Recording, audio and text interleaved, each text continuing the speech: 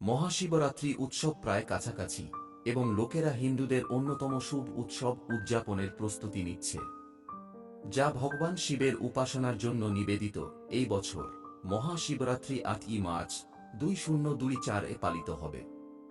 এখানে এই নিবন্ধে আমরা যারা মহাশিবরাত্রির দিনে উপবাস করার পরিকল্পনা করেছেন তাদের উপবাসের নিয়ম সম্পর্কে কথা বলতে যাচ্ছি।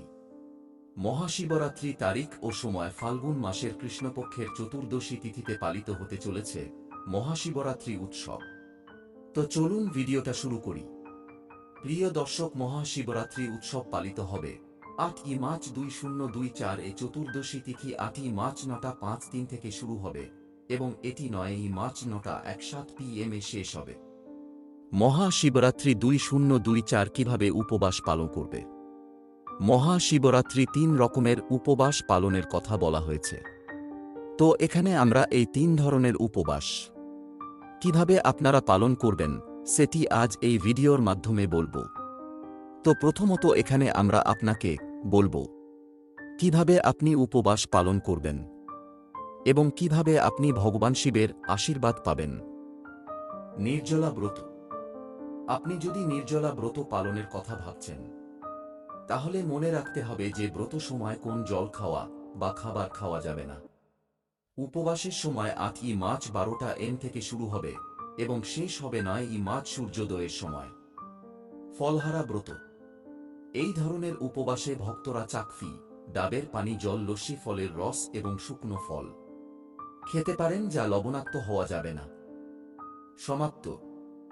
এই ধরনের উপবাস কেউ একসময় খাবারের সাথে ফলহারা উপবাসের সমস্ত কিছু খেতে পারেন, যার মধ্যে মিষ্টি থাকতে পারে, যেমন ভাতের ক্ষীর, মাখার ক্ষীর, গুড়ের ক্ষীর, সুজি, হালুয়া বা অন্য কোন কিছু খেতে পারেন। মহাশিবরাত্রি উপবাস কিভাবে ভাঙবেন? ৯ মার্চ 2024 ভক্তকে অবশ্যই গঙ্গা স্নান করতে হবে বা প্রবৃত্ত স্নান করতে হবে। এরপর ভক্তকে ভগবান শিব, নন্দী এবং পার্বতীর সামনে একটি দেশে ঘি এর প্রদীপ জ্বালাতে হবে। বাড়ি তৈরি কোনো মিষ্টি, হালুয়া, নাড়ু বা কোন ফল সামনে অর্পণ করতে হবে। প্রথমে এটি দেবদেবীর উদ্দেশ্যে নিবেদন করুন এবং তারপর আমি এটি খেতে পারেন। এই দিন আমিষ জাতীয় খাবার খাওয়া উচিত। সমস্ত সমস্যা দূর করতে এই দিন শিব মন্ত্র জপ করুন। মহাশিবরাত্রি উপবাসের নিয়ম। ভক্তদের ভোরবেলা ঘুম থেকে উঠে পড়তে হবে এবং আপনি যদি পারেন গঙ্গা স্নান করতে পারেন বা একটি পবিত্র স্নান করতে হবে, যাতে আপনার শুদ্ধ হয়ে যান। এরপর আপনারা শুদ্ধ বস্ত্র পরিধান করুন। ভক্তদের ঘর পরিষ্কার করা উচিত, যেখানে শিবকে স্থাপন করা হয়েছে সেই ঘরটি ভালোভাবে গঙ্গাজল দিয়ে শুদ্ধ করে নেওয়া উচিত।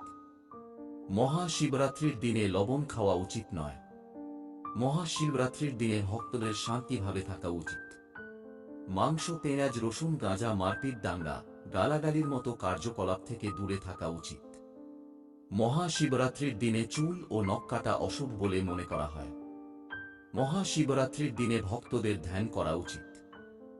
ভগবান শিবের আশীর্বাদ পেতে ভক্তদের মন্ত্র জপ করা আবশ্যক। প্রভুকে খুশি করতে শিব মন্ত্র জপ করুন। শিব 40-এর মতো বই পড়া দ্রুত ভক্তদের জন্য ফলদায়ক। গর্ভবতী মহিলা, বয়স্ক ব্যক্তি বা যারা অসুস্থ বা উপবাস পালন করতে অক্ষম, তাদের শুধুমাত্র নিরামিষ খাবার খাওয়া পরামর্শ দেওয়া হয়, যা শিলা লবণ দ্বারা তৈরি করা হয়। মহাশিবরাত্রি উৎসবের সূর্যাস্তের পর মানুষ ফলহারা খেতে পারেন।